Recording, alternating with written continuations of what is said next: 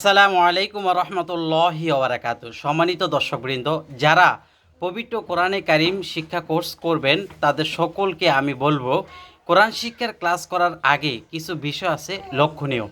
যে বিষয়গুলো যদি আপনি লক্ষ্য না করেন, শত শত কোর্স করতে পারবেন, কোরআন শিক্ষার ক্লাস করতে পারবেন, কিন্তু আপনি পবিত্র কোরআন কারিম শুদ্ধভাবে শিখতে পারবেন না। সুতরাং সর্বপ্রথম তিনটি টিপসের কথা বলবো, যে তিনটি টিপস না মানলে আপনি পবিত্র কোরআনে কারিম শুদ্ধ করে শিখতে পারবেন না। শুধু পবিত্র কোরআনে কারিম কেন, যে কোনো শিক্ষায় শিক্ষিত হওয়ার জন্য তিনটি টিপস অবশ্যই আপনাকে মানতে হবে।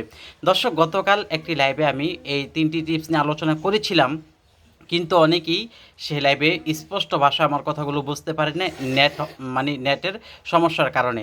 আজকের এই ভিডিওতে আমি আপনাদেরকে সে তিনটি টিপসের সাথে সাথে আরও কিছু করণীয় এবং বর্জনীয় কথা বলবো, যেগুলো করলে আপনি বয়স্ক হলেও, আপনার বয়স বেড়ে গেলেও আপনি পবিত্র কোরআনে কারিম শুদ্ধ করে পড়তে পারবেন ইনশাআল্লাহ।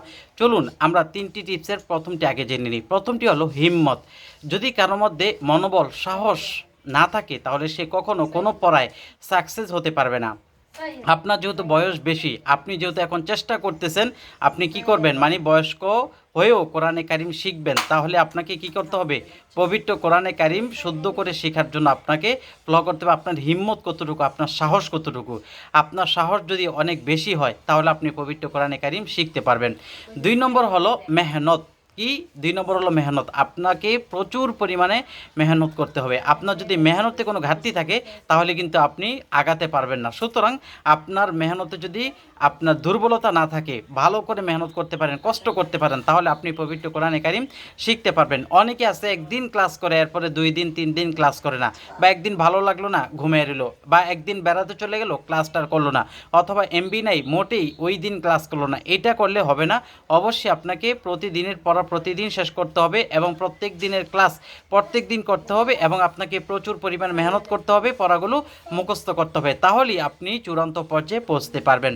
3 নম্বর হলো কৌশল। কি কৌশলে পড়লে আপনি পড়াটা ভালোভাবে ইয়াদ করতে পারবেন, মুখস্থ করতে পারবেন, এবং এই পড়াটা ভালোভাবে আগাতে পারবেন, এটাকে বলা হয় কৌশল। আর এই কৌশলটা শেখার জন্য কিন্তু আপনারা আমার এই ক্লাসগুলো করে থাকেন।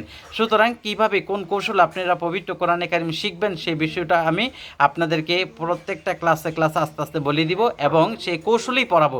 আর সেই কৌশলে আপনি পড়ার জন্য আপনাকে প্রতিদিন এই কোর্সটা এই ক্লাসগুলো করতে হবে।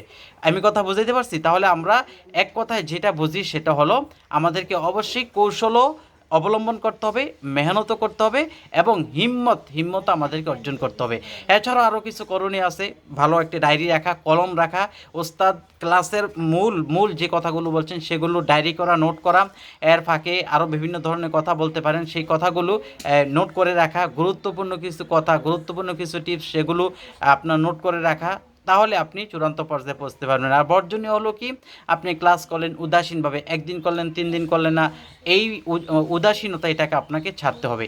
আর যারা পড়া মুখস্থ রাখতে পারেন না, মনে রাখতে পারেন না, তাদের জন্য আমি বলবো আপনারা রব্বি জিদনি ইলমা, এই দোয়াটা প্রতিদিন ফজর নামাজের পর 41 বার পাঠ করবেন ইনশাআল্লাহ। আল্লাহ চাইতো আপনি পবিত্র কোরআনে কারিমের যে কোনো পড়া, যে কোনো সূত্র আপনি যদি পড়েন, তাহলে আপনি সূত্রের পড়াগুলো আপনি মুখস্থ রাখতে পারবেন ইনশাআল্লাহ।